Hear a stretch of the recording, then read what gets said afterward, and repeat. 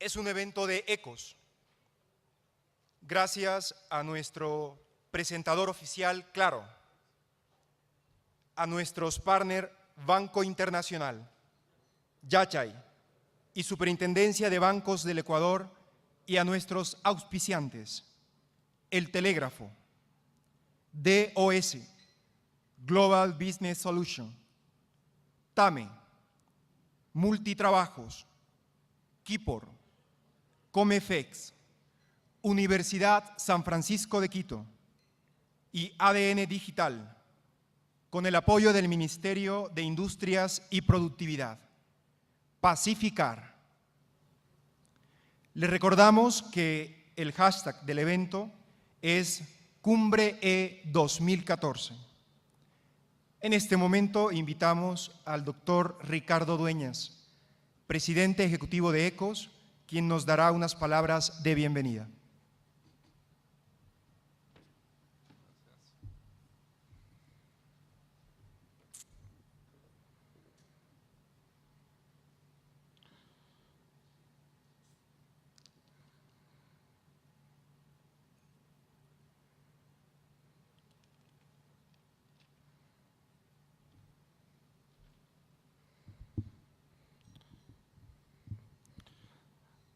Señor Alexis Valencia, subsecretario de Desarrollo Industrial. Señora Javiera Robles, directora regional, región Sierra de Claro.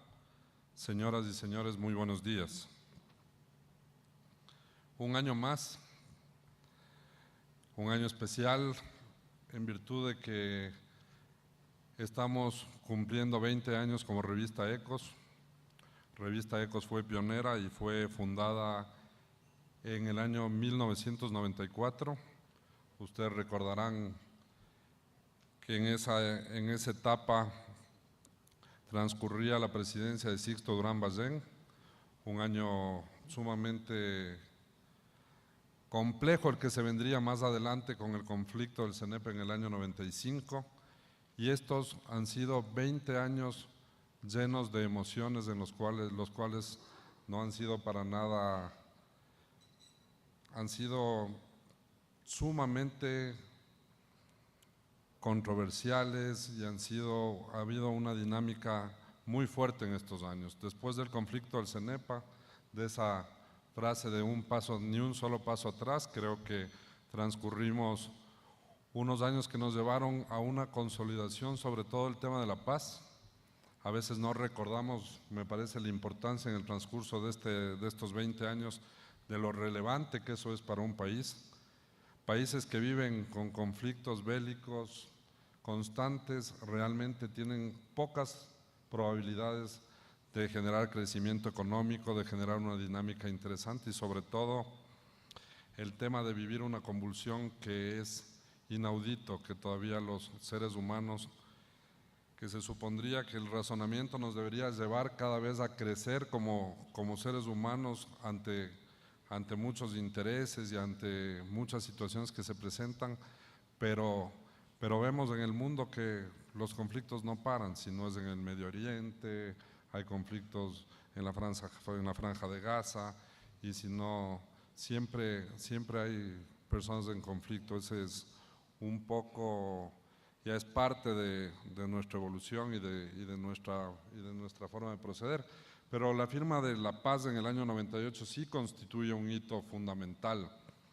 Lamentablemente, después de aquella firma que la suscribieron entre el expresidente Jamil Mahuad y quien fuera presidente en esa época del Perú, Fujimori, vinieron años que contrastaron una situación espectacular, la cual ha llevado a índices de intercambio comercial sensacionales con nuestro vecino del Perú, con el cual casi no teníamos ningún tipo de conexión en la parte económica, y un desgaste, porque el gastar en armas, el gastar en mantener unas fronteras vivas en la parte bélica realmente es conflictivo. Luego eso se contrasta con el año 99, en el cual empezábamos nuestra actividad. En el año 2001 adquirimos el paquete accionarial de revista Ecos, pero en el año 99 vino un tema muy complejo, llegando el 2000 a una economía que ya se había dolarizado per se, la mayoría de los activos estaban en dólares, existía una incertidumbre, el sistema inflacionario altísimo, no habíamos podido ser responsables en cuanto al tema de la emisión monetaria, teníamos un endeudamiento en aquel momento que significaba porcentajes que bordeaban el 40% del PIB, un déficit fiscal muy complejo, lo cual hacía que no podamos cumplir las necesidades que se tenían de caja, y todo esto llevó después también a que con un manejo no muy adecuado del sistema financiero, ustedes recordarán episodios negros como el tema de esa ley del AGD que se hizo, me parece, en el año 98, y la cual básicamente lo que hizo es, a pretexto de dotar de una seguridad a la empresa privada con la finalidad de que no cierren las líneas, sobre todo las líneas de crédito del exterior, se optó por una solución de extender una garantía ilimitada de depósitos. Una garantía ilimitada de depósitos que no se había visto en ningún país. Países como Estados Unidos mantienen una garantía sobre depósitos de $100,000 porque a la final siempre el depositante tiene que asumir un riesgo y por eso las posiciones que uno tiene en pasivos tienen distinto nivel de compensación. Siempre se habla de que a mayor riesgo, mayor rentabilidad. Por eso es que uno puede adquirir papeles en el mercado que van desde bonos que tienen poco riesgo con una tasa de rendimiento seguramente baja hasta papeles de una rentabilidad mucho mayor pero con un riesgo mayor. El problema es que cuando un Estado se subroga esta posición de querer garantizar, ya no importa si un banco presta, en ese momento se pagaban captaciones al 20%, existían bancos en problemas que pagaban captaciones al 20% y en dólares. Entonces eso es imposible de que un negocio genere para poder subsistir, para poder generar, poder operar y encima más poder en su estado de pérdidas y ganancias vincular un 20% de costo financiero. Entonces, por ahí vino la dolarización, la cual ha sido sujeta de mucho análisis y tiene realmente sectores polarizados. Nosotros siempre hemos creído que la dolarización ha sido muy virtuosa para la economía ecuatoriana, una economía desordenada que venía emitiendo dinero inorgánico. Con esto tampoco quiero decir que el hecho de emitir dinero inorgánico es patrimonio de los ecuatorianos. Está comprobado y cuando se hace un análisis de las inequidades e inconsistencias que existen en la economía en el mundo, una de las principales cosas que se analiza es que la masa monetaria que circula en el mundo no se compadece con la producción. La ecuación debería ser que lo que se produce en el mundo sea igual a la masa monetaria y lo que se produce en un país sea igual a la masa monetaria para que tenga un respaldo de producción. Pero se entiende que la circulación que existe es de 2.5 veces la producción que existe en el mundo. Y hay países que obviamente viven en un bicicleteo económico, los mismos Estados Unidos. Uno ve el déficit fiscal que tiene y ve el endeudamiento que tiene Estados Unidos y es un endeudamiento enorme.